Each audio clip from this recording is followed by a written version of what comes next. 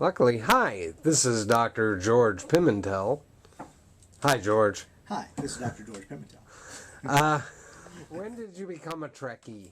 Or are you a Trekkie or a Trekker? It depends on the terminology. I am a fan of. I'm a science fiction Right. fan. I mean, my affection goes primarily to Star Trek, but I also, enjoy Star Wars, which is a different genre a little bit. But it goes into Firefly, science fiction, a lot of these things that when I was young. Since I was a boy, I was fascinated with science fiction.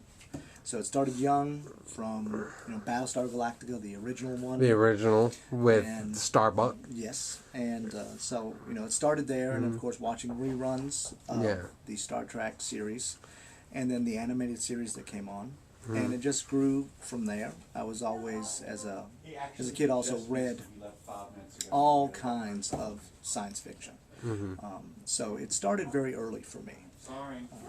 For Star Trek, I got more into it when TNG started, because I was also had just got out of the Army. My first tour of duty started, and that's when the TNG, the Next Generation, just appeared. Started, I think, in '87, and it just really captured me from then on, and I just became more and more and more of a fan. Okay. And what would you say, I mean, I'm a Star Trek fan too. Which is your favorite of the All the series? Wow. Yeah. Hard to say. They all serve a different purpose. Star Trek, of course, as you know, is morality plays in many ways. Right? And, of course, the original purpose of these was to get around censorship. In the early 60s, you couldn't openly talk about race issues. You couldn't do these things, but science fiction served a platform to be able to hide these issues behind someone in makeup. And then suddenly it was okay to talk about racism because it wasn't really, talking about the issues. Although they were of the 65, 66. Right. And so, obviously, as television has progressed, as you know, much is not taboo on television anymore. So in some ways, I think science fiction has lost its purpose. Okay. Right. However, it still allows us to deal with complex ideas. So who's my favorite? Deep Space Nine happens to be one of my favorite series. It's the one who started in the early 90s. It ran for a year along with TNG. Right. Because it dealt with more darker issues. It dealt with war. It dealt with, the main character was African American, Captain. He was also a single father, and so I identified with those elements. We also have introduced for the first time in a Star Trek series characters that were not openly good nor bad. They were much more neutral, or I think had more depth. Jarek? Garak was one. Yes. Quark would be another. Yeah. So either of those characters, I think, kind of show the complexity of human beings.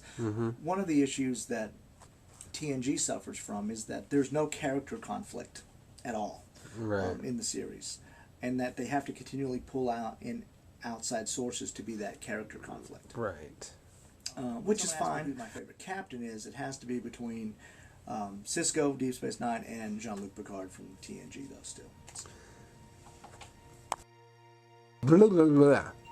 You and your wife were married. Yes. And you've been married twice prior? Or not twice prior, but you've been married twice. Yeah, we got our vows renewed. Yeah. Right? When we were married in 1995, and then in 2003 or 2004, I think. This is horrible. But when you're a man. It's okay. When I returned from deployment for Iraq, we renewed our vows, and we renewed our vows on the bridge of the Starship Enterprise in Las Vegas when the Star Trek Experience still existed. Which was, we had a great time. It was fantastic. Office is a replica of Jean-Luc Picard's ready room. Okay. And so I have the table and the room is set up and painted the way his is, and I have voice activated lights where I say computer lights at 50%, the lights will come on. So it's neat. It's pretty interesting. And I have all the characters